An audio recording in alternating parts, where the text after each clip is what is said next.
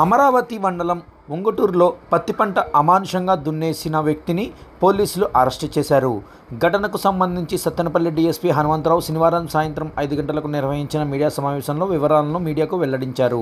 దార్ల వీరబాబు 2.5 ఎకరాల కలుపు తీసుకుని సాగు చేస్తున్న నేపథ్యంలో పాత కక్షల మనసులో ఉంచుకొని శేషగిరిరావు అనే వ్యక్తి పంటను నాశనం చేశాడని తెలిపారు. బాధితుడు ఇచ్చిన ఫిర్యాదు మేరకు కేసు నమోదు చేసుకుని శనివారం నిందితుడిని అరెస్టు చేసినట్లు డీఎస్పీ పేర్కొన్నారు. వేరే పెద్దపరిమికి సంబంధించిన రైతులది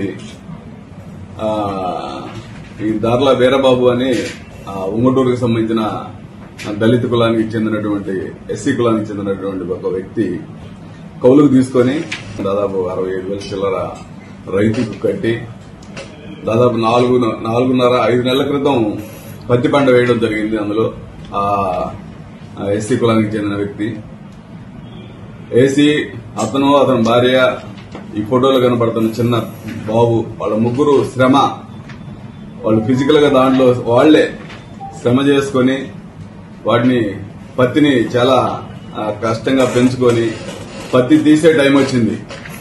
యాక్చువల్ గా కూలోళ్ళ దొరక ఆగారు. పత్తి అంతా చేను నిండా ఉంది. తీస్తే 10 క్వింటాలు అయ్యే పత్తి.